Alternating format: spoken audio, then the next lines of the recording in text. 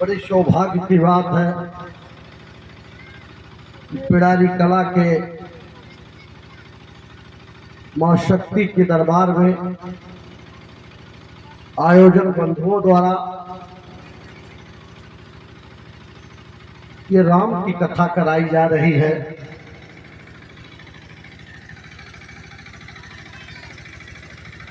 और भगवान राम माता शक्ति आयोजक बंधु का कल्याण करें। सबसे पहले मैं व्यास पर बैठे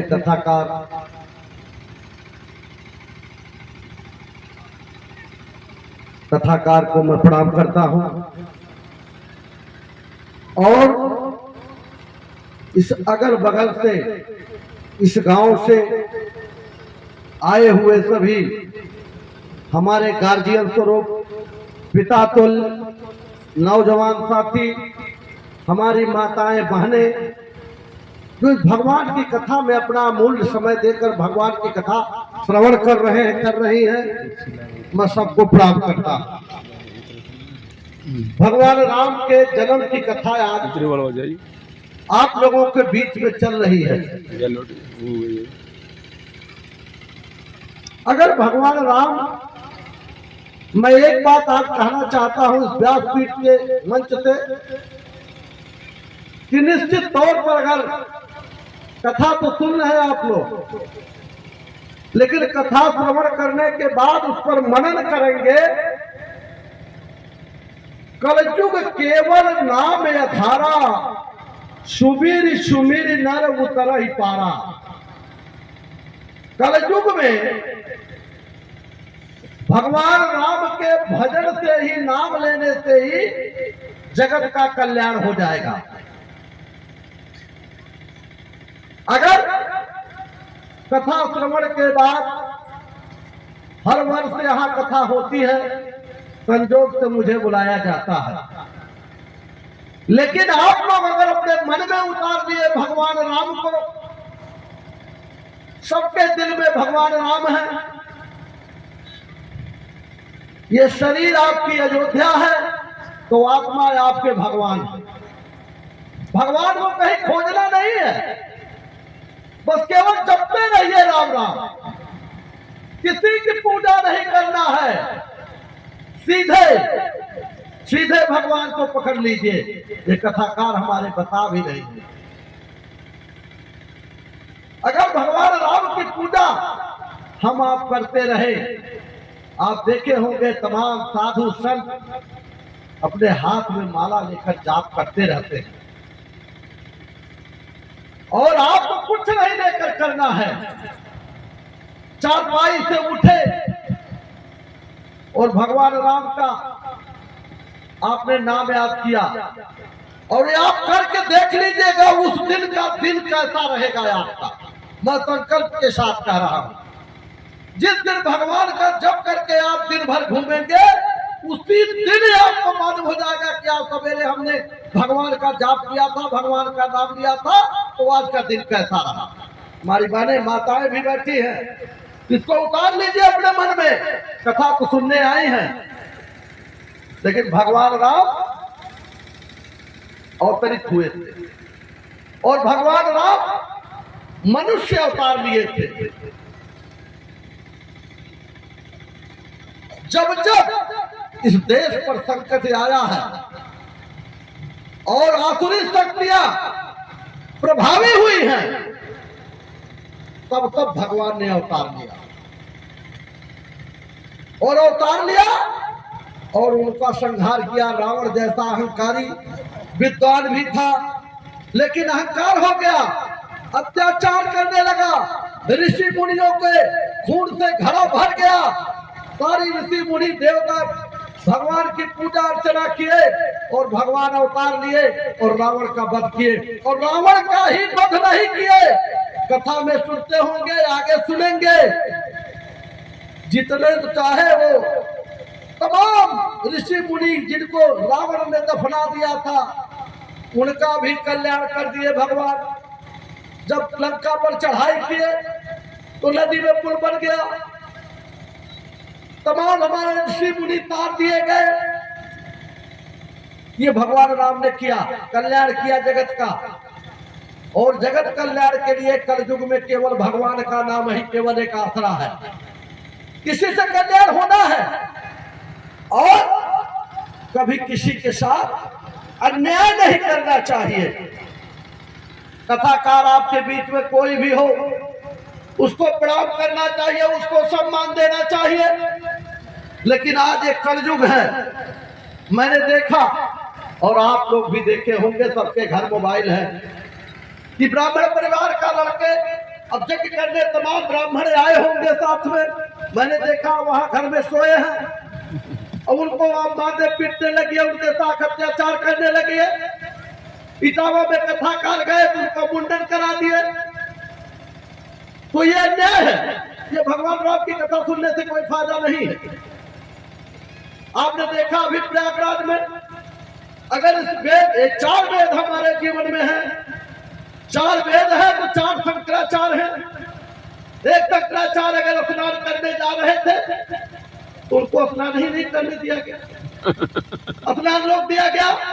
सही बात है। और नहीं तो उनके साथ जो बटुक थे, जो ब्राह्मण परिवार के छोटे छोटे बच्चे थे, उनकी तुर्की पकड़कर उनको खतीटा गया, मारा गया, थाने में ले जा करके पुलिस ने पीटा।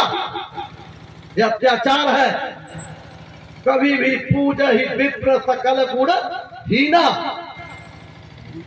विप्र को कभी भी विप्र के साथ अन्याय नहीं करना चाहिए। कथाकार के साथ कभी भी दुराचार अन्याय नहीं करना चाहिए। क्या दे रही हैं? कुछ नहीं, आई है आपको देने। आप चाहे तो ले ले, आप न चाहे तो न ले। भगवान का नाम देने आई है, भगवान का नाम देने की प्रयास कर रही कि आप लोग भगवान में मलिन हो जाए। गृहस्थ जीवन है, गृहस्थ जीवन में कोई जरूरी नहीं कि आप 4 घंटा बैठ करके पूजा करिए। जहां रहिए वही भगवान को भरते रहिए, भगवान आपके साथ है, आपके साथ कोई अन्याय नहीं कर सकता है। मैं ज्यादा भाषण नहीं करूंगा, हमारी माताएं बहनें बैठी, हमारे तमाम गार्जियन स्वरूप बैठे हैं पिता तुल्य। ये भाषण का समय नहीं है, ना राजनैतिक मंच है। कथा प्रसंग बहुत अच्छा चल रहा, भगवान राम का जन्म है, आज अवतार लेंगे और जगत का कल्याण करेंगे। इस नाते मैं इसमें बहुत रोड़ा नहीं बनना चाहता हूं। मैं ये जरूर कहूंगा एक बार पुनः अपनी बात समाप्त करने के पहले कि अवतार हो रहा है तो आज संकल्प ले लीजिए, संकल्प ले लीजिए कि भगवान की भजन। अभी आगे कथा में यही कथाकार आपको बताएंगी कि भगवान राम 4 भाई थे, राम लक्ष्मण भरत शत्रुघ्न। और भगवान राम वन चले गए, जाने लगे, कैकेयी ने हज कर दिया और भगवान राम का वनवास हो गया। भगवान राम का वनवास कैकेयी के नाते नहीं हुआ, न तो मंथरा के नाते हुआ। भगवान राम खुद चाहते थे कि हमारा वनवास हो जाए, मानव रूपी वो कीड़ा करना चाहते थे।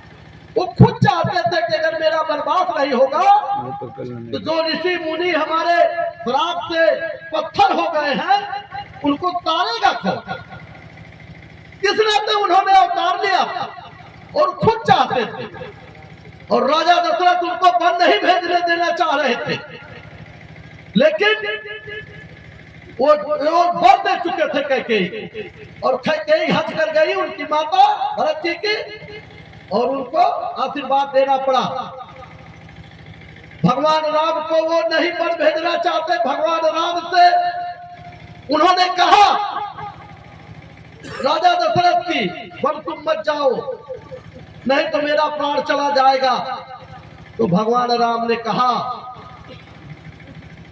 कि सूर्यवंशियों का ये त्याग रहा है कि प्राण जाए पर वचन न जाए। बहुत बड़ी ताली ताली। तो आपने जो कहा है उसका पालन मुझे करने दीजिए पिताजी, और मैं बन जाऊंगा। और बन गए। लेकिन मैं धन्यवाद उस समय के भगवान के भाई भरत जी को कि भरत जी 5 साल खड़ाऊ का पूजन किया, गद्दी पर नहीं बैठे, ऐसे भाई थे। भगवान राम ने कीड़ा किया है। और आज के भाई अगर एक हाथ जमीन सगे भाई ने अधिक कब्जा कर लिया तो उसकी हत्या कर देते। तो भगवान राम को कहा उतारा? सीता जी त्याग करके अपनी सासू माँ से परमिशन लेकर के भगवान की सेवा के लिए उनके साथ वन चली गई और उनका हरण भी हुआ। सीता हरण मरण दशरथ का वन में विपत परी, कर्म गति तारे नाहि तरी। वो लेखनी थी, लिखा था भगवान ने किसी तरह से होगा। तो उस चीज को हमें चाहते हैं कि हमारी माताएं बहनें हैं, अपने पति के साथ किस तरह से व्यवहार करना चाहिए। भगवान राम ने, आप लोग रामलीला भी देखती होंगी, कथा भी सुनेंगी, हमारे कथाकार सब बताते हैं, रामायण में लिखा है, तुलसीदास ने लिखा है। इस नाते उसका पालन करें कि अपने सासू के साथ, अपने परिवार के साथ, अपनी माता के साथ, अपने भाई के साथ, अपने ससुर के साथ किस तरह से व्यवहार करना चाहिए। वो सीता मैया के कार्यों से अनुयायी बनना चाहिए। और भगवान राम ने जो मानव रूपी खेला को किया है उसको अपने मन में उतार लेना चाहिए। 9 दिन अगर कथा सुनते हैं तो उसको उतार करके अपने घर जाइए। हो सकता है कि जर जमीन किसी के साथ जाने वाला नहीं है, रुपया पैसा किसी के साथ जाने वाला नहीं है। जाएगा तो केवल एक अकेला आत्मा जाएगा, भगवान निकल के जाएंगे। भगवान आपके आत्मा है, यही निकाल के चले जाएंगे। शरीर चाहे जहां फेंक दीजिए, उसका कोई माने नहीं है। इसलिए आप लोग आज से मन में बना लीजिए कि हम अगर कथा सुन रहे हैं माता के दरबार में, तो हम कथा को अपने मन में उतार लें और उस हिसाब से भगवान का अनुयायी बने और सीता राम की भजन करते रहें। जगत का कल्याण होगा, आपका कल्याण होगा। दुनिया की कोई ताकत आपको परेशान नहीं कर सकती है। इन्हीं शब्दों के साथ जय श्री राम का नारा लगाते हुए मैं अपनी बात समाप्त करता हूँ। जय श्री राम। जय जय श्री राम। जय श्री राम।